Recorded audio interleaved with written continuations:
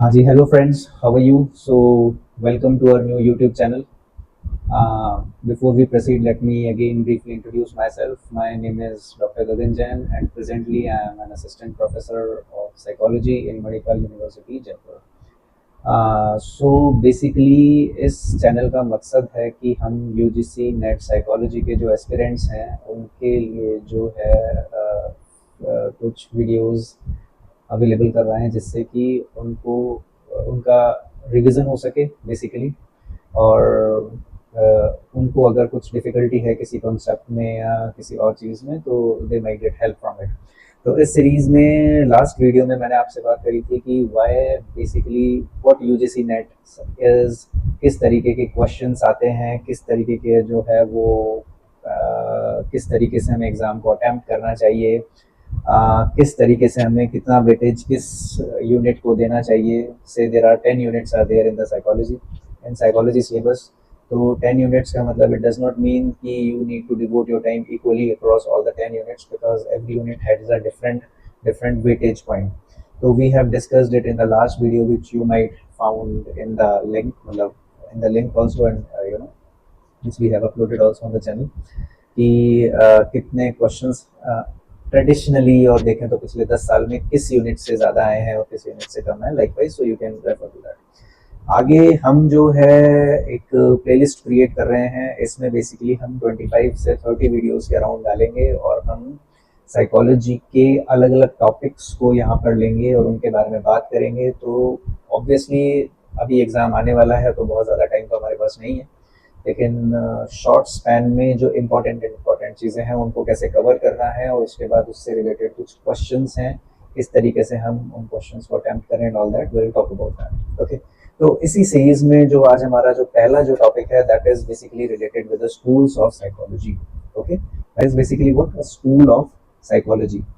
So before we basically proceed into that, कि I think since I expect you all from the basically you have either you are in a master's or you might have done your master's, so we need not to go through what is psychology, what is not psychology and all that thing. We directly move into किस चीज को हम school बोलते हैं, school of psychology, what is the difference basically, because there is a question called the scope of psychology or a different fields of psychology and the school of psychology. So these all are the different things. School and say the scope or the fields are not the same thing.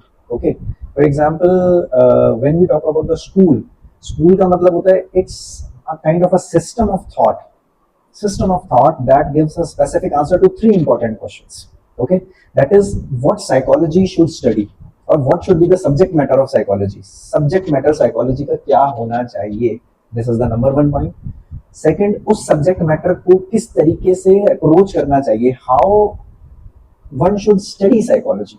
Should, are you getting this? First is what's supposed to be the focus point of psychology. Psychology को किस चीज की study करनी चाहिए, second उसको किस तरीके से स्टडी करनी चाहिए, and the third one is what is the best explanation of behaviour and mental processes.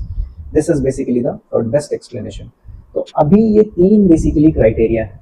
Okay, तो हम देखेंगे कि व्हेन वी टॉकिंग अबाउट से structuralism, functionalism, behaviourism, psychoanalysis, these all in सब schools में they have a different subject matter. Structuralism बोलता है एक चीज की स्टडी करनी चाहिए, फंक्शनलिज्म बोलता है दूसरी चीज की स्टडी करनी चाहिए. उनके तरीके क्या क्या हैं, स्ट्रक्चरलिज्म एक चीज बोलेगा, साइकोएनालिसिस दूसरी चीज बोलेगा, से बिहेवियरिज्म कोई तीसरी टेक्निक बताएगा. तो this is what should study, what should psychology study, how should it studied, and basically what is the best explanation of it. Okay, तो दैट इज द थिंग. तो बेसिकली हम ऐसा समझ सकते हैं कि there are what we called as basically 6 schools of psychology, and then moving to the 7. Okay, so 6 schools of psychology में it started with the structuralism, then comes the functionalism, then comes the psychoanalysis, then comes the gestalt psychology, then comes the behaviorism, then humanistic, and finally cognitive psychology is both one of the field as well as the type of school as well. Sometimes we count it as a school. So traditionally those 6 and later on we have added it. Okay, तो इनकी chronology बहुत important है। इसकी chronology से related question आ सकता है कि इनको सीरीज में क्रोनोलॉजिकल ऑर्डर में जमाइए कि सबसे पहले क्या आया, कौन सा स्कूल आया, उसके बाद कौन सा आया, उसके कौन सा आया, कौन सा आया। So that is structuralism, functionalism, psychoanalysis, gestalt, behaviourism, humanistic, cognitive. अब यहाँ पे एक बहुत ही बड़ी मजेदार चीज है, इन चीजों को हम कैसे याद रखें। तो you must have heard about the mnemonics in the psychology. जब हम मेमोरी की बात करते हैं तो हम निमोनिक्स के बारे में पढ़ते हैं। Mnemonics are basically the short techniques. These are the techniques through which we can remember the complicated things easily. तो उसमें एक्रोनिम भी आ सकता है, उसमें कोई स्टोरी भी आ सकती है basically. Likewise, that makes the complex things easy. तो आप एक बहुत ही सिंपल सी, अगर हमें इसकी क्रोनोलॉजी को याद रखना है तो आप केवल एक सेंटेंस याद रखो, और वो सेंटेंस है सीता फाइंड्स प्रेम्स घर before Holi celebration. Sita find Prem's घर before holy celebration.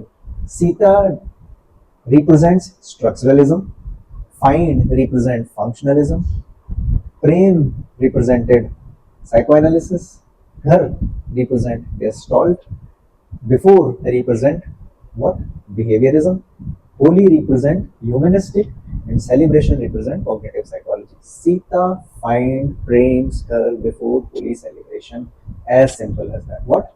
Sita find Prem's हर बिफोर होली सेलिब्रेशन। अगर ये एक सेंटेंस याद रहेगा तो आप क्रोनोलॉजी कभी भी नहीं भूल सकते, अगर आपने केवल एक सिंपल सेंटेंस याद रख लिया। Okay, so SFPGBHC, Sita finds Prem her before Holi celebration, as simple as that. आप सीता की जगह अपने किसी फ्रेंड का नाम भी दे सकते हैं अगर आपको सीता कॉम्प्लिकेट लग रहा है। प्रेम की जगह किसी फ्रेंड का नाम भी दे सकते हैं फॉर एग्जांपल, अगर आपको लग रहा है तो that depends. Okay fine, so that is basically what it is. So this is basically what an order. This is an important point because many times the question asked about the chronology. Okay? और वो chronology उल्टी direction में भी हो सकती है, सीधे direction में भी हो सकती है। जरूरी नहीं है कि 6 की 6 स्कूल्स के बारे में हो सकते हैं, उनमें से 3 या 4 स्कूल्स के बारे में भी पूछे, बीच में से उठा के पूछ ले। सो लाइकवाइज ऐसा भी हो सकता है कि बीच में किसी एक को मिस कर दें। क्वेश्चन आ सकता है कि से स्ट्रक्चरलिज्म, साइकोएनालिसिस, बिहेवियरलिज्म और ह्यूमनिस्टिक को क्रोनोलॉजी में जमाओ, बीच में 2 तो मिस हो गए। तो आपको ये बात जो है वो पता होनी चाहिए, simple. Okay, getting? Now moving on to the intellectual background, basically कि से कि व्हाट इंटेलेक्चुअल बैकग्राउंड क्या है, उसके बाद हम धीरे धीरे इन सब्जेक्ट्स के ऊपर आएंगे। तो modern psychology emerge from philosophy and physiology. उससे पहले अगर अपन साइकोलॉजी की उसको देखें तो there were lot of myths about it. Psychology को जो है सुपरस्टिशंस के साथ जोड़ा जाता था and all that thing. After the period of renaissance where there was a kind of lot of scientific approach towards approaching or kind of exploring the knowledge was evolving, so there was also a lot of thing happens in the psychology। और उसमें 2 चीजें, एक तो development of physiology. So अगर you have must have heard about the Helmholtz or you might have heard about basically what we called as just gentleman Rene Descartes। Okay, our education system is very strongly influenced by it। So उस समय पे कुछ scientist थे, they were doing the physiological study and how basically mind and basically the physics are basically connected, and some of the physiologists basically were started studying those things which were not normally observable। Understand what happens inside our body which might not be observable, so they were given various concepts and theories related to that played a very very important role into that। Okay, so physiology scientific study of nerves, senses, brain and body। Philosophy, it was about 2 concept or 2 approaches towards knowledge was very very very important। और psychology के foundation में 2 ही concept है approach करने के। कौन कौन से हैं? एक तो है basically what we call as empiricism and second one is rationalism। Empiricism का मतलब based on the facts, based on observable phenomenon, कि मैं वही मानूंगा जो मैं अपनी आंखों से देख सकता हूँ, कानों से सुन सकता हूँ या महसूस कर सकता हूँ अपने सेंसेस से। Empirical, evidence based basically, that is one. Second was also equally important was the rationalism. Rationalism means there should not be anything कि कुछ भी बोल दो हवा में। जो भी बात बोल रहे हैं, जो भी हम कोई भी चीज दे रहे हैं, उसके पीछे एक प्रॉपर लॉजिक, एक प्रॉपर एक्सप्लेनेशन होना चाहिए, रीजन होना चाहिए। That must be governed by the reason. Are you getting? These 2 were the very very important aspects। Okay, that was a very important। For example, say when we talking about the behaviorism, So behaviorism was very strongly influenced by what we called as empiricism, right? When we're talking about, say, for example, humanistic approach, so humanistic approach was more governed by the rationalistic perspective rather than the empirical perspective. Are you getting the point? So these are basically the two important viewpoints, and a lot of some schools were there. They were in between. They were both empirical and rationalism as well. Are you getting? So, for example, when we're talking about a structuralism में कुछ basically both, but more about a rationalism. ठीक? धीरे धीरे हम इन चीजों को आगे भी कवर करेंगे. So बहुत ही जो इंटेलेक्चुअल रूट्स है साइकोलॉजी के वो कौन कौन से थी? उसमें philosophy में mind, knowledge, consciousness, rationality and all that thing. Empiricism, knowledge through observation. Rationalism, knowledge through logic and reason. Physiology, scientific study of nerve, senses, brain, body. Psychophysics, very very important, relation between physical stimuli and psychological experience. तो आपने जब अपन आगे की classes में जो है वो tension के बारे में पढ़ेंगे, परसेप्शन के बारे में पढ़ेंगे, you might have heard about the just noticeable difference, absolute threshold and all that thing. Those were the, you know, experiments done in a psychophysics कि किस तरीके से changing in a stimuli reflects in changing the perception or sensation of it. So that is a psychophysics. And then evolutionary theory, adaptation, function, survival, value and all, we'll discuss all about that. Now, okay, so first start with the structuralism. So what is basically structuralism? Structuralism के बारे में question भी पूछा जाता है कि who is the father of the structuralism? Basically तो father of structuralism तो बहुत बार हम विल्हेल्म वुंट को ही बोलते हैं, because उन्होंने सबसे पहले 1979 में लिप्सिक जर्मनी में लेबोरेटरी स्टैब्लिश करी थी. लेकिन स्ट्रक्चरलिज्म को formally recognise, world over famous, मतलब फॉर्मल रिकॉग्निशन दिलाने का जो सबसे इंपॉर्टेंट काम किया था, that was basically by Edward Titchener. He was the student of Wilhelm Wundt. He went to America in a Cornell University. Basically, he started, what we called as basically ideas and giving lectures of it. So he basically formally established it. So अगर हम देखें कि started with a Wundt, लेकिन उसको फैलाने में जो सबसे important काम किया, उसको popularize करने में जो important काम किया, that was basically on the structuralism. So formal school of structuralism जो establish किया, वो basically it is Edward Titchener is associated with the establishment formally. अरे उससे पहले experimental basis पे ठीक है उन्होंने कर दिया, यहाँ से साइकोलॉजी की जो है वो नींव पड़ी. अब बेसिकली इसका क्या है, क्या कहता क्या है स्ट्रक्चरलिज्म, सेंट्रल आइडिया क्या है? As the name suggests, basically the structuralism try to study the basic structure of conscious experience. Structure of conscious experience, अगर इसको बहुत ही सिंपल वर्ड में समझ लें तो that is what is the mind made up of. ये mind किस चीज से बना हुआ है? अगर ये सो फॉर एग्जांपल से क्वेश्चन आ गया कि what what is the mind made of?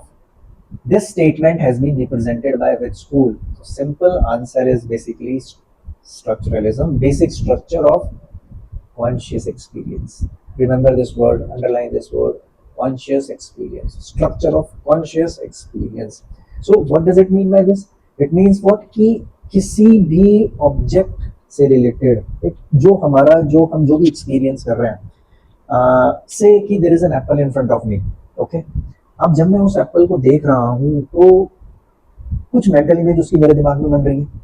Are you getting? Or even if mentally say apple is not present in front of me, okay, I close my mind and imagine about an apple. Are you getting? So it is something like, say, when I imagine or when this mental image is there in my mind, so the shape of it, the color of it, the smell of it, the taste of it might be bringing from the memory, whatever. ये जो experience मुझे हो रहा है, Are you getting? उस experience को स्ट्रक्चरलिस्ट्स ने different components में बांट दिया. Are you getting? जब मैं कोई भी एक्सपीरियंस करता हूँ, कोई भी एक्सपीरियंस में कर रहा हूँ, तो वो एक्सपीरियंस एज अ होल है. Are you getting? सब मिल गए. इट इज समथिंग लाइक, ऐसा समझो कि हम जब खाना खा रहे हैं, हमने कोई सब्जी बनाई, सब्जी में सब कुछ मिला हुआ है. Are you getting? उसमें ऑयल भी है, उसमें नमक भी है, उसमें मिर्ची भी है, उसमें हल्दी भी है, उसमें धनिया भी है, उसमें मसाले भी है, उसमें कुछ सब्जी भी है जिसकी हम खा रहे हैं. तो इट्स अ मिक्सचर, हम पूरा एक खाता है. Are you getting? That is fine. Okay. लेकिन स्ट्रक्चरलिज्म क्या कर रहा है कि उस पूरे एक्सपीरियंस को माइक्रो कंपोनेंट्स में तोड़ रहा है. रिपीटिंग उस माइक्रो कंपोनेंट्स में कि उस सब्जी में से ऐसा समझो कि when I am testing that vegetable, तो मैं उसके टेस्ट को, स्वाद को अलग, उसमें मैं मिर्च के सेंसेशन को अलग महसूस कर रहा हूँ, हल्दी के सेंसेशन को अलग महसूस कर रहा हूँ, उसमें जो स्मेल आ रही है उसको मैं अलग कर रहा हूँ, टेक्सचर को अलग कर रहा हूँ। सो इस माइक्रो कंपोनेंट की स्टडी, रिपीटिंग, तो कोई भी कॉन्शियस एक्सपीरियंस किन किन चीजों से बना है, उसका स्ट्रक्चर क्या है, that basically what structuralist talks about. So they talks about sensation, images, feelings, emotions, associated thoughts related to that. Are you getting? Whenever we experience anything, we might have a certain thoughts. There are certain emotions, likes and dislike comes. Understand? So वो पूरा एक conscious experience that talks about the structuralism. Although this subject in itself is a very deep, but we want to go further into it because of the time limitation. Maybe some time in the future we'll discuss more about it. So that is basically what is important. Getting number one. Second important thing, अब ये तो करते तो ये थे, मतलब कि subject matter of study क्या हो गया, कॉन्शियस एक्सपीरियंस को स्टडी करना। इसको इन्होंने माइंड का भी नाम दिया। Although there is a debate, sometimes again in the future we discuss with what is mind. Mind is not, mind is just a conscious experience, or mind is more than that. Are you getting? That needs to be discussed. So they might call it as a mind. Are you getting? क्योंकि उस समय पे unconscious की धारणा इतनी प्रचलित नहीं हुई थी, they were just focusing on the conscious aspects of it. Okay? तो कॉन्शियस उसकी स्टडी करना, that is basically what it is. अब वो करेंगे तो हो गया सब्जेक्ट मैटर, व्हाट, जो हमने शुरू में बात करी थी, स्कूल का पहला फीचर ये है। दूसरा इंपॉर्टेंट चीज कि उस सब्जेक्ट मैटर को अप्रोच कैसे करें, करें कैसे उसको। तो they have used this concept called introspection.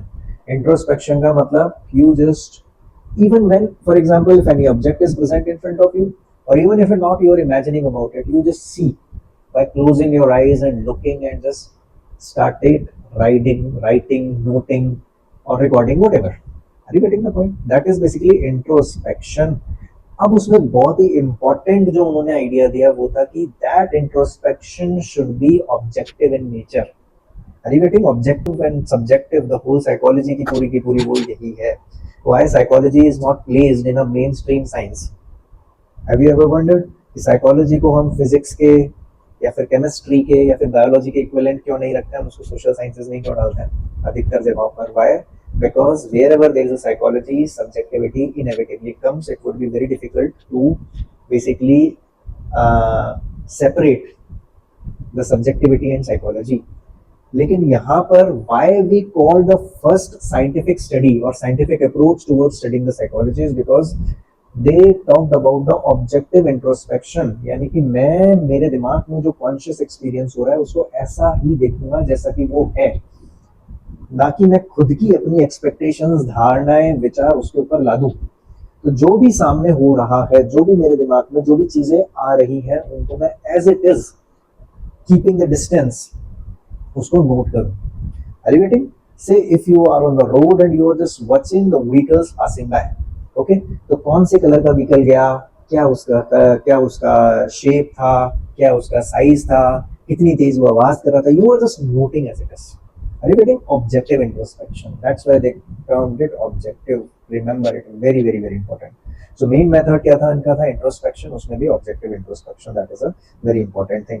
So what is the object, or what sensations do you experience while having that conscious experience? That is basically the thing. तो उनका जो मेन कंसर्न था वो था स्ट्रक्चर ऑफ, अब उसको term देखो, terms को, ये टर्म बड़े ही इंटरचेंजेबल है।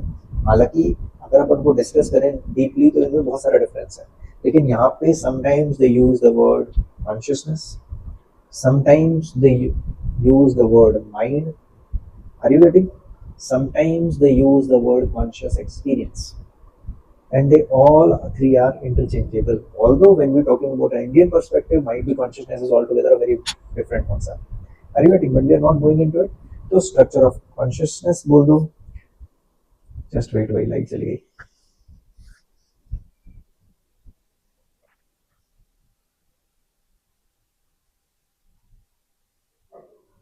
हाँ जी, तो स्ट्रक्चर ऑफ कॉन्शियसनेस बोल दो, स्ट्रक्चर ऑफ माइंड बोल दो, और structure of conscious experience. Are you getting? All are same. Key question, what is the mind made up of? Main method introspection. इसके साथ कौन कौन से नियम है एसोसिएटेड? वुंड का और थिचनर का। फर्स्ट लेबोरेटरी इंपॉर्टेंट ईयर 1879, सबसे बड़ा ये सारी चीजें हो गई। मेन इसका क्रिटिसिज्म क्या था? इसका क्रिटिसिज्म था it is difficult to verify. मैं इंट्रोस्पेक्शन से मेरे अंदर क्या देख रहा हूँ उसका वेरिफिकेशन क्या है? Are you getting?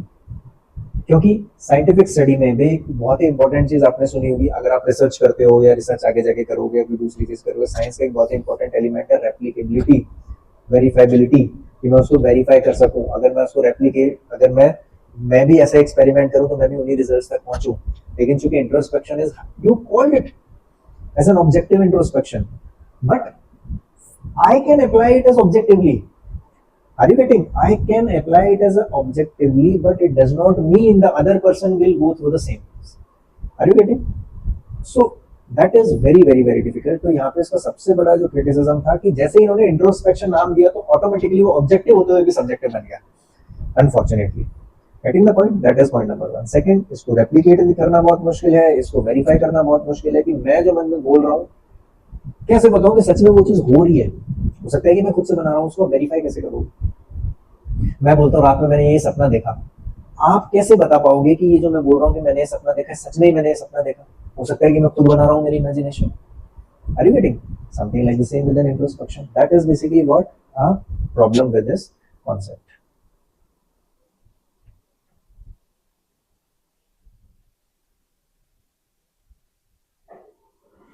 Getting? So that is the thing. इसकी limitations क्या क्या है? Introspection was subjective, findings were difficult to replicate, it could not be easily. तीसरी important चीज, it could not be easily studied on children, animals, mentally disturbed people. भाई कोई intellectual समझदार व्यक्ति है वही तो introspection कर सकता है। बच्चों को कैसे समझाओगे कि आप मन में क्या देख रहे हो? It would be very difficult, उन्हें समझ में नहीं आएगा, because एक level का cognitive development जरूरी है ना उस चीज के लिए। आपने सुना होगा मेटाकॉग्निशन नाम, उसके बाद बहुत फेमस हो गया। अगर अपन देखें, अगर अपन उस ढंग से देखें तो object introspection is something like a metacognition, thinking about thinking. What I am thinking about this thinking. Are you getting? It's a kind of this metacognition. But can we make the children or the people, mentally disturbed people, understand about this concept of metacognition? तो हम बच्चों की study तो उनको observe करके ही करते हैं, या उनको छोटे छोटे टास्क देते हैं, वो कैसे परफॉर्म कर रहे हैं उसके बेसिस पे करते हैं। इसके अलावा तो बड़ा मुश्किल। Are you getting the point? That is the thing. Plus structuralist आपस में ही एग्री नहीं थे basic elements of experience, because again तो this is basically what its limitation. Next important concept तो ये हो गया पहला स्कूल। दूसरा स्कूल आता है जी, that is basically about functionalism. तो फंक्शनलिज्म, स्ट्रक्चरलिज्म बोलते थे कॉन्शियस एक्सपीरियंस या कॉन्शियसनेस का स्ट्रक्चर क्या है। Functionalism as again the name suggest talks about not about the structure, कि हमें क्या करना है, स्ट्रक्चर कैसा भी हो, इसका फंक्शन क्या है, ये काम क्या करती है, कॉन्शियसनेस है, माइंड है, ये काम क्या करता है, हमें तो ये समझना है। इसको समझने की स्टडी सब्जेक्ट मैटर होना चाहिए साइकोलॉजी का, ना कि ये क्या है, whatever it is, but what is its utility, what is its function, that should be the subject matter. अब एक बहुत इंपॉर्टेंट चीज दूसरी इसमें कि functionalism was heavily inspired by the Darwin's theory of evolution. How? जिस तरीके से डार्विन ने बोला कि the way we have developed, our physiology developed so that it can help us in the survival, understand, and we can basically what transfer genes to the next generation likewise, so it basically helps also in our survival. that is और जो चीज हमारे survival में help नहीं करती वो धीरे धीरे लुप्त हो जाती है या दिक्कत देती है। आपने सुना होगा बहुत सारे लोग बोलते हैं कि लाखों सालों पहले इंसानों की भी पूंछ होती थी, लेकिन धीरे धीरे समय के साथ या तो वो काम नहीं आई या फिर उसने ह्यूमन फंक्शनिंग में डिफिकल्टी की हमारे सर्वाइवल में, तो धीरे धीरे वो विलुप्त हो गई। अरे बेटे, तो that is basically what Darwin talks about the physiological development.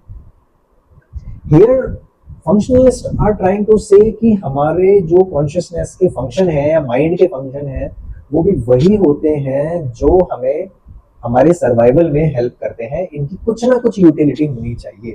तो अगर अपन प्रेजेंट पर्सपेक्टिव में देखें तो it is not entirely wrong. अगर अपन डीप इवोल्यूशनरी साइकोलॉजी के पर्सपेक्टिव से देखें तो जितनी भी चीजें हम करते हैं, जिस भी तरीके के हमारे थॉट्स हैं, इवन इमोशंस हैं, उन सबकी कुछ ना कुछ यूटिलिटी है। से जैसे अगर अपन इमोशंस की बात करें, sometimes we talk it these are the positive emotions, happiness, cheerfulness, surprise, sometimes it's called these are the negative emotions, something like say the aggression and fear. But aggression fear चाहे negative हो, but उनकी अपनी utility है। Just imagine कि हमारी life में अगर aggression और फियर ना हो तो हम बहुत सारी ऐसी चीजें कर रहे हैं जिससे कि हम जिंदा ही नहीं रह पाए।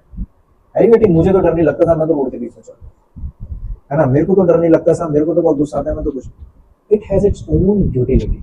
Are you getting the point? So that's what functionalism is basically talking about कि इन जो हमारी कॉन्शियसनेस या माइंड का स्ट्रक्चर है उसके फंक्शंस क्या हैं.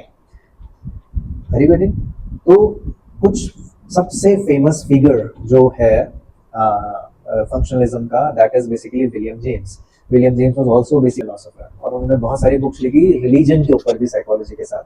And he was one of the very leading figure of in USA.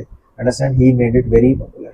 Okay, so that is basically what it is. So William James, John Dewey, James Roland Angel, Harvey Carr, these are some of the important things. William James used to taught in Harvard University, where he wrote this book, The Principles of Psychology, which became very famous, and he also popularized this psychology across the mass public. Are you getting? So that is the central idea is function of consciousness. What does the mind do? How does consciousness helps the organism adapt?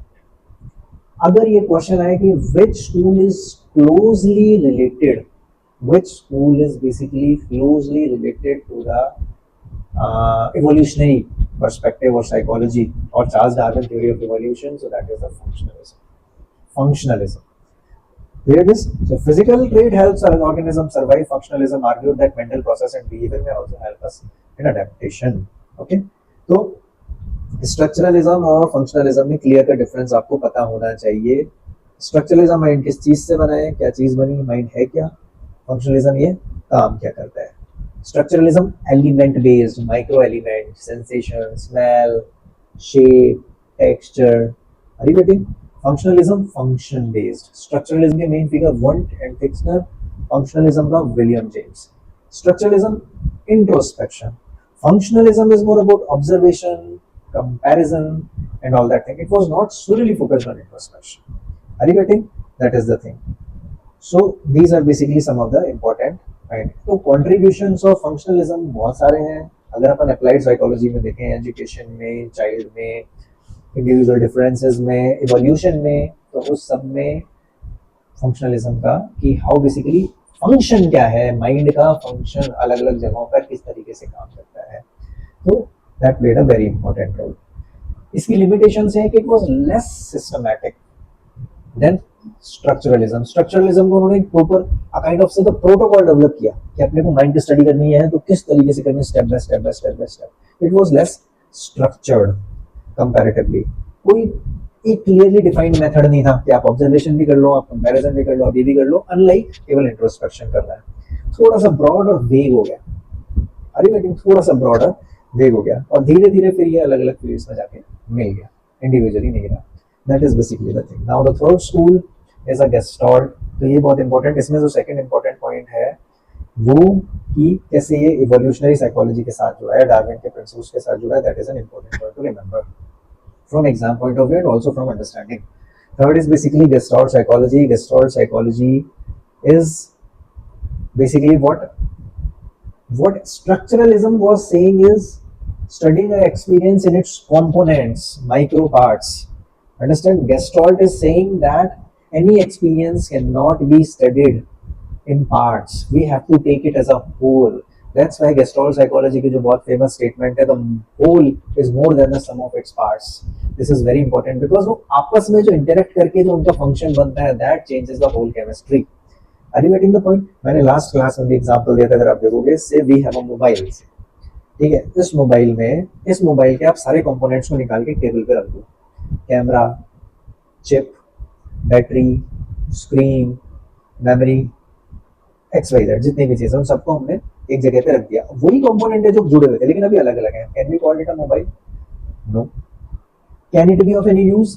Individual items can be used क्योंकि वो किसी और के साथ fit कर सकते हैं, लेकिन अगर आपस में अब केवल टेबल पे रखे हुए इनका कोई यूज नहीं. अरे बेटे, लेकिन जब हम उन सारी चीजों को एक स्ट्रक्चर्ड वे में, एक ऑर्गेनाइज्ड वे में मिलाते हैं, उससे एक मोबाइल बन जाता है. उस मोबाइल से हम कम्युनिकेशन का काम लेते हैं. अभी मैं वीडियो रिकॉर्डिंग का काम कर रहा हूँ, हम बहुत सारे इंफॉर्मेशन उसको एक्सेस करते हैं. That is basically. तो mobile is not just the components, different components in it. It is the interconnection and how this interconnection created a one whole unit. Getting the point? जैसे हमारी पूरी की पूरी body है, तो पूरी की पूरी बॉडी में, यस दैट इज फाइन। अगर आप जाओगे डॉक्टर के पास तो आंख का डॉक्टर अलग है, कान का डॉक्टर अलग है, हार्ट का डॉक्टर अलग है, किडनी का डॉक्टर अलग है, बट हमारी पूरी बॉडी फंक्शन में भी काम करती है, interrelated. Are you getting the point? तो किसी भी एक्सपीरियंस को हमें समझना है, स्टडी करनी है, तो हमें उसको होल में लेना होगा। अगर हम पार्ट्स में लेंगे तो उनके बीच का जो कनेक्शन है, सिमेट्री है, that is a very important thing, हम उसको मिस कर देंगे पूरी की पूरी। Are you getting? This is very, very, very important. Very important. Although there is an individual elements are there, but that individual elements in itself are not enough unless we combine them and interconnect them. Are you getting? तो जैसा मैंने आपको शुरू में सब्जी वाला example दिया था, हम जब कुछ खा रहे हैं तो हम उसको होल को एक्सपीरियंस कर रहे हैं, ना कि उसके इंडिविजुअल कंपोनेंट्स को एक्सपीरियंस कर रहे हैं। That is Gestalt psychology. तीन फेमस फिगर्स इसमें थे, कौन कौन से? Max Wertheimer, Koffka and Kohler. These are the three important figures. अगर आप अटेंशन परसेप्शन का चैप्टर पढ़ोगे तो परसेप्शन के चैप्टर में ये बहुत ही इंपॉर्टेंट है, गेस्टॉल्ट साइकोलॉजी और गेस्टॉल्ट फिगर। और गेस्टॉल्ट की अपनी थेराप्यूटिक वो भी होती है, psychotherapy. Understand? Gestalt therapy that in itself is also very unique. Somewhere in the future we will talk about it. तो सेंट्रल आइडिया यही था, whole is greater than the sum of its parts, and I think you all well organized it. तो gestalt एक German word है जिसका मतलब होता है कॉन्फ़िगरेशन। कॉन्फ़िगरेशन, ऑर्गेनाइज होल या फिर पैटर्न, किसी चीज में एक पैटर्न डालना। गेटिंग? दिस इज बेसिकली, तो उनका जो मेजर एरियाज ऑफ स्टडी थे, that is about the perception, learning, problem solving, organization of experience and learning. इसके बारे में पढ़ेंगे। इनसाइट लर्निंग का कॉन्सेप्ट किसने दिया था? हाँ, that we will basically Kohler ने दिया था। इनसाइट लर्निंग का एक्सपीरियंस, सुल्तान नाम का जो चिंपांजी था, किस तरीके से वो प्रॉब्लम सॉल्व करता है, वो कहाँ से उसको एकदम से आइडिया आता है, दैट। अंडरस्टैंड? तो इनसाइट लर्निंग के बारे में will discuss. So important concepts इनके कौन कौन से? Five phenomenon. फाइव फिनोमिनन का मतलब एज सिंपल कि you see at the festival, like in the Diwali, there are the lights. देखते नहीं ऐसा लग रहा है कि लाइट की रेल जा रही है, ट्रेन जा रही है, the flow. Understand? But they are basically what? Just on and off. They are the individual bulbs which on and off in such a pattern that it seems that it is traveling from one place to another. Are you getting? This is basically what? The five one. Okay, illusion of movement created when two stationary lights are flashed in quick succession. Five phenomenon. ये किसके साथ associate है? Max वर्दहैमर के साथ है। किसके साथ है? मैक्स वर्दहैमर के साथ। इंपॉर्टेंट पॉइंट नोट कर लो। Second, insight learning. अभी हमारे पास टाइम थोड़ा सा कम है कि इनसाइट लर्निंग का पूरा की पूरा जो उनका जो किस तरीके से वो इस कॉन्सेप्ट पे पहुंचे थे, so we can not discuss because of the limitation. लेकिन ये किसने दिया था? कोहलर ने, when he was studying chimpanzees and argued that sometimes learning may occur to sudden understanding or insight, not just by trial and error. Are you getting? Not just by trial and error, but a sudden insight.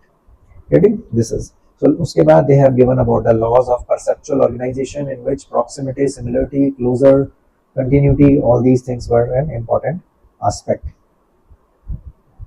Okay.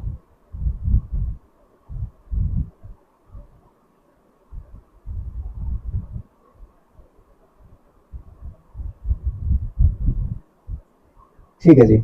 उसके बाद next आता है हमारा psycho analysis या psychodynamic. उसके जो founder थे वो थे सिगमंड फ्रॉइड। साइकोडायनेमिक पर्सपेक्टिव का जो सबसे इम्पोर्टेंट कंट्रीब्यूशन है वो है giving the concept of unconscious. Giving the concept of unconscious. Psycho analysis was highly focus. Psycho analysis में सब्जेक्ट मैटर था pathology. They didn't want to understand the experience. They didn't want to understand the function. They had nothing to do with it. They just wanted to understand कि कोई व्यक्ति बीमार है, psychologically neurotic है, तो वो क्यों है, पैथोलॉजी की study. Are you getting? That is basically what they were discussing about. So their central idea was related with psychoanalysis was strongly influenced by unconscious motives, early childhood experiences, inner conflicts, repressed wishes, defense mechanisms. तो इनमें से अगर कोई भी word आ जाता है, are you getting? या फिर मैच भी आ सकता है। से फॉर एग्जांपल इंट्रोस्पेक्शन, कोई स्कूल का नाम दे रखा है, या इनर कॉन्फ्लिक्ट्स किसी स्कूल का नाम दे रखा है, या फिर से इवोल्यूशनरी साइकोलॉजी, या फिर डार्विन का जो वो है इवोल्यूशन आर डिफरेंट। तो आपको कनेक्ट करना आना चाहिए कौन सा कॉन्सेप्ट कौन से स्कूल के साथ basically connect. Relating, that is basically what a psychoanalysis is. So major concept is keywords। आप याद रख लो, keywords बहुत इंपॉर्टेंट है इसमें। समझ लो कि कम से कम 1 से 2 क्वेश्चन पक्का आएंगे, आते ही हैं। कौन कौन से कीवर्ड्स हैं? Unconscious, conscious, id, ego, super ego, psychosexual stages, dream analysis, defense mechanisms, free association, repression, all these three different kind of defense mechanisms, right? So these are basically what keywords of it. Freud की जो main जो उन्होंने again जो method use किया that was a case study. Okay, he sometimes initially he used to also use the hypnosis, and later on, you might have heard the Freudian couch, where he used to make the people sit and talk about their dreams and free association and all that thing. Dream interpretation, very very very important. Free association, very very important. Case study, very important. These are some of the techniques. Okay. So psychoanalysis got attention to unconscious processes, childhood experiences, personality development, emotional. आपने सुना होगा 5 psychosexual stages, जहाँ पे fixation हो जाता है तो किस तरीके से पर्सनालिटी के ऊपर वो डालता है.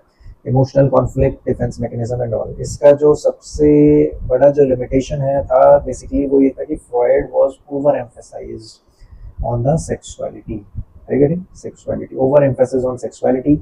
Second, again, difficult to test scientifically because he was talking about unconscious, and that time unconscious है कितना, and he was talking about inner childhood conflicts and all that. अब retrospectively हम childhood में तो जा नहीं सकते. Are you getting? तो हम उसको टेस्ट कैसे करेंगे? So एक word of mouth के ऊपर एक हम वो ले सकते हैं, बट उसका कोई प्रॉपर जस्टिफिकेशन और एक वैलिडिटी उसको चेक करना साइंटिफिक लेवल पे बहुत ही मुश्किल था. लेकिन अगर अपन मॉडर्न उसमें देखें तो साइको एनालिसिस खत्म नहीं हुआ. फ्रॉइड का जो ओवर एम्फेसिस था सेक्सुअलिटी के ऊपर वो चला गया, लेकिन अभी भी वी नो कि now the science accept that unconscious exist. Are you getting? And now we see lots and lots, चाहे वो मार्केटिंग है, चाहे वो हम how we interact with the digital media and all that thing, they all are in this try ki how to influence our unconscious subliminally. Are you getting? That is a very important, the way they design the various logos, the different sort of things, इस तरीके से हमारे unconscious में कैसे इसको कैसे enter कराया जाए. तो now presently unconscious को accept किया जा चुका है, and this is the biggest contribution because उससे पहले mind used to be seen from a very different view, and he talked about, so unconscious is, he talked about that this unconscious is not a small thing. We all heard about this tip of an iceberg, this unconscious part is so big and all that thing. So that was a very important thing. तो यहाँ पे presently it's less about a hidden sexual and aggressive motives and more emphasis on relationship, self-concept, attachment, interpersonal patterns and all that thing, and how our unconscious plays an important role. Okay. Now next is basically what we called as a behaviorism. That is again a very very important concept, behaviorism. So behaviorism has been given, अगर सबसे popular कोई schools application में हुआ है, मतलब जिसका application part सबसे important है और आज भी है, that is basically behaviourism. Okay. और behaviourism was also the most scientific. Why? Because behaviorism talks about that we study only those behaviors which are observable in nature. We won't study anything which is not observable, which is just, we are making our own theories, mind and conscious and all that thing. Whatever is observed, whatever can be measured, whatever can be observed should only be the subject matter of psychology. This is a very, very important perspective. I think so. It is basically purely into the category of what we were talking about, empiricism. Are you getting? This is. So, उसमें दो important figure, वैसे 3-4 है आपने पढ़ा होगा, लेकिन behaviourism में core जो फिगर है that is basically Watson, John Watson and Skinner. ये दो तो सबसे ज्यादा है, लेकिन we have heard about this Ivan Pavlov, who has given the concept of classical conditioning, Thorndike, who talked about a trial and error learning, then Skinner, Tolman, who talked about a latent learning, Albert Bandura, who talked about a observational learning. Okay, so all these figures are very very important figures. Central idea. These are the key figures: Watson, Pavlov, Thorndike, Skinner, Hull, Tolman, Bandura. He has later also given the social or social cognitive approach. तो major इसमें ideas कौन कौन से हैं? Classical conditioning in itself is a very different big concept in itself. Sometimes in the future we will discuss it about the depth. Classical conditioning, where he talked about unconditioned stimulus, conditioned stimulus. With the repeated pairing, conditioned stimulus gets the power of unconditioned stimulus. Okay, and that basically has become the conditioned response. So we talked about unconditioned stimulus, conditioned stimulus. Unconditioned response, conditioned response. Okay, तो food के साथ जो saliva, food को देख के जो मेरे को सलाइवा जनरेट होता है, that is a food unconditional stimulus, मेरा सलाइवा का जनरेशन अनकंडीशनल रिस्पॉन्स। लेकिन लगातार मेरे को फूड एक टाइम पे दिया जाता है, जैसे मैं घड़ी में देखता हूँ उतना टाइम बचा तो मेरे को बिना फूड के सलाइवा आने लगता है, that is acquired the powers of acquisition, repeated pairing, expectancy, all these things are associated with classical conditioning। और बहुत ही इंपॉर्टेंट पॉइंट अंडरलाइन करके रख लो, behavior elicit, that is basically it's more about a reflex, it's more about non-voluntary behavior, we don't have a control over it। repeated pairing के साथ automatically वो होने लगता है even if we don't know. Are you getting? तो हमारा बहुत ज्यादा कंट्रोल इस पर नहीं होता। तो बहुत सारे जो सिर्फ फोबियाज को अगर हम समझना चाहें तो फोबियाज का एक बहुत, फोबियाज को समझने के लिए हमें क्लासिकल कंडीशनिंग को समझना पड़ेगा। Getting? This is a very very important aspect, phobias.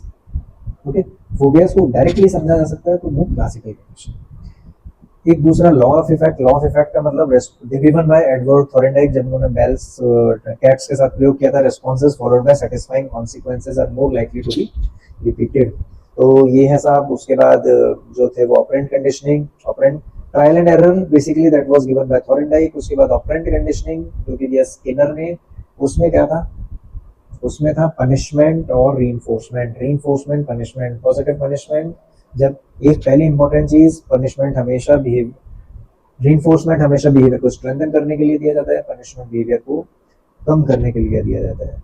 फिर positive punishment, negative punishment, positive reinforcement, negative reinforcement. Positive reinforcement जब कोई मेरे को डिजायरेबल चीज दी गई, नेगेटिव रीइंफोर्समेंट जब कोई अनडिजायरेबल चीज मुझसे ले ली गई, पॉजिटिव पनिशमेंट जब कोई मुझे अनडिजायरेबल चीज दी गई, नेगेटिव पनिशमेंट जब कोई डिजायरेबल चीज मुझसे ले ली गई। जब आप रोड पे जाते हो तो अगर आप रेड लाइट पे नहीं रुकते तो आपका चालान किया जाता है। Why? Because money is dear to us, it has been taken away. An example of negative punishment. Yeah, likewise there are different examples. So that is the thing। सबसे इम्पोर्टेंट जो कंट्रीब्यूशन है बिहेवियरिज्म का, इसके अलावा Hull ने give दिया था drive reduction theory, Tolman talked about cognitive map and latent learning. Contributions क्या क्या हैं बिहेवियरिज्म के? Objective method, scientific approach, experimental approach, behaviour modification के बारे में they talked about lot, how. तो you might have talked about systematic desensitisation, flooding and different types of theories, behaviour therapy, animals के ऊपर जो रिसर्च हुई, shaping, chaining and all that thing, जहाँ से कंसेप्ट है, that all plays a very important role. लेकिन इसका major limitation ये है कि इन्होंने इंसान को एकदम मैकेनिकल बना दिया, रोबोट बना दिया कि भाई कॉन्शियसनेस कॉन्शियसनेस कुछ नहीं है। You must have heard about this famous Watson statement कि give me the 10 childs and just let me tell me कि किस बच्चे को क्या बनाना है, किस बच्चे को लॉयर बनाना है, किस बच्चे को जो है वो चोर बनाना है, किस बच्चे को जो है वो पॉलिटिशियन बनाना है। I will arrange such kind of reinforcement and punishment कि वो बच्चा वही बन जाए।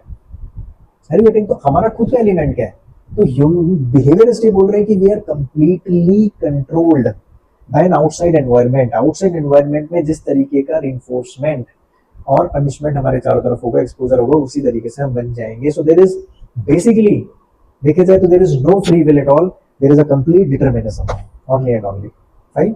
That is basically what they talked about. तो अब अगर आप ह्यूमन से फ्री विल निकाल लोगे तो how you will explain the poetry, how you will explain the arts, aesthetics, beauty, reasoning, complex cognition, which are not observable by the way। उसकी तो स्टडी होगी तो ऑब्जर्वेबल के बारे में बात कर रहा हूँ, ठीक? These are important limitations of it। Next is basically what is called as this is basically last which we will discuss, and that is basically a humanistic psychology। तो देखो साहब, अब तक जो साइकोलॉजी का डेवलपमेंट चल रहा था, पहले तो कॉन्शियसनेस है क्या, फिर इसका फंक्शन क्या है, फिर हम एक्सपीरियंस को कैसे स्टडी करें एज अ होल, फिर पैथोलॉजी आ गई, उसके बाद फिर इन्होंने बिहेवियरिज्म में पूरा रोबोट बना दिया। तो humanistic was more focused upon what we called as the positive of the human, कि ह्यूमन के अंदर what makes us human, my free will. Are you getting? The core of an individuality और individualistic societies as a human are free will. I take the decision about my life on my own. Understand? ये थोड़ी मैं robot हूँ, चारों तरफ जैसा भी होगा उसके बाद तो अगर मेरे चारों तरफ खराब माहौल है तो उसका मतलब तो मैं उससे बाहर ही नहीं आ सकता, क्योंकि कुछ फ्री विल तो है ही नहीं। तो दे talked about the and plus they were कि we are not just the product of our unconscious. एक चीज और बता दूं, when we are talking about unconscious, it was the functionalism plus Freud was also heavily influenced by Darwin's theory. Especially the id, we are coming from an animal, sex drive, id impulse. It's all about basically Darwin की theory से heavily influenced. But we are not just unconscious. What the humanists are saying, we are more than that. We are not just a robot. I have my own free will. चाहे मेरे को कितने भी negative experiences हुए हों, चाहे मेरा childhood experience कैसा भी हो, कॉन्फ्लिक्ट्स हो, लेकिन फिर भी consciously I can choose from now onwards if I want to change the course of my life, right or not? We all can. That is from where? वो क्या कर सकते हैं? वो ही तो फ्री विल है, मेरी मर्जी. That is a free will. Are you getting? That is a free will. जिस मात्रा में हम उस फ्री विल को यूटिलाइज करते हैं उतना ही है हम ह्यूमनिस्टिक की तरफ बढ़ते हैं. That was basically what he was talking about.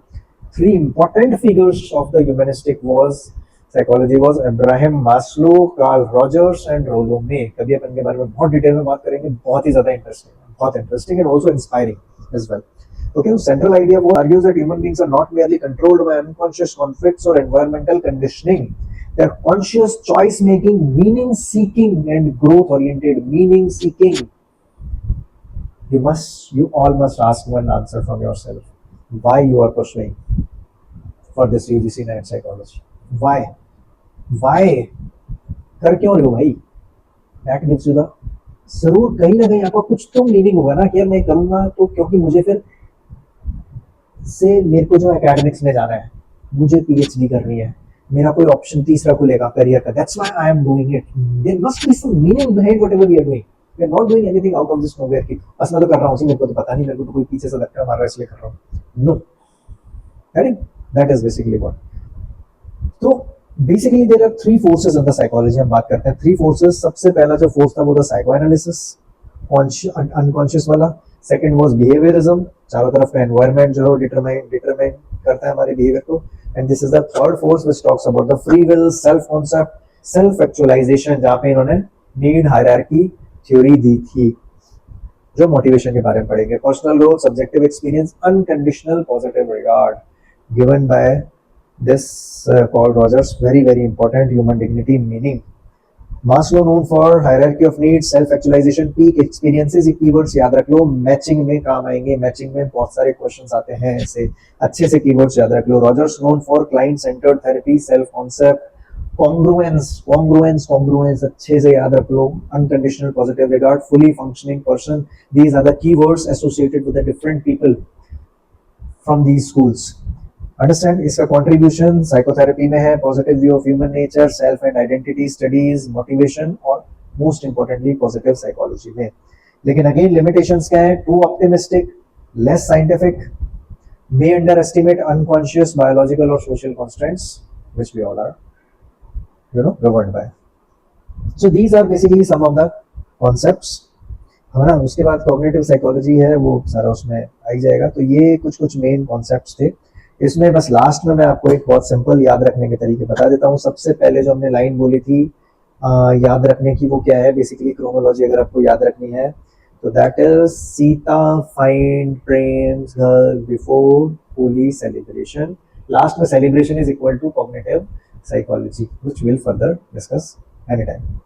ठीक है, बस इतना याद रखना है. Sita finds Prem girls before Holi celebration. This is a just chronology याद हो गया. Clear this point? That is. Second बहुत ही इंपॉर्टेंट जो अपना कॉन्सेप्ट है, यूजफुल कॉन्सेप्ट, वो क्या है? बेसिकली ऐसा समझो कि मैं आपको एक बहुत ही छोटी सी कहानी सुनाता हूँ जिससे ये कॉन्सेप्ट आपको एकदम सिंपल टर्म में क्लियर हो जाएगा और इसके साथ अपन एंड करेंगे. तो ऐसा हुआ कि साहब एक स्टूडेंट सीता,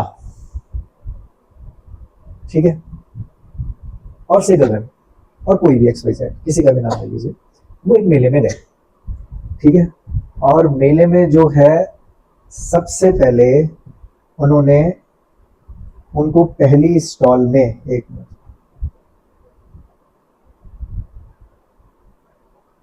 हाँ जी, सबसे पहली स्टॉल मिली उनको स्ट्रक्चरलिज्म की से दिनेश जी है जो है वो साइकोलॉजी के स्टूडेंट थे और वो एक मेले में गए. उस मेले में जो सबसे पहली स्टॉल आई वो स्ट्रक्चरलिज्म की थी, और वहां पर एक चाय मिल रही थी, और वहां पे थिचनर जी खड़े थे, और थिचनर जी ने बोला दिनेश जी से, जी ये चाय लो और ये बताओ कि इस चाय का कलर क्या है, इसकी स्मेल क्या है, इसमें कैसी एरोमा आ रही है, ये दिखने में कैसी है, इसको देख के आपको क्या महसूस हो रहा है.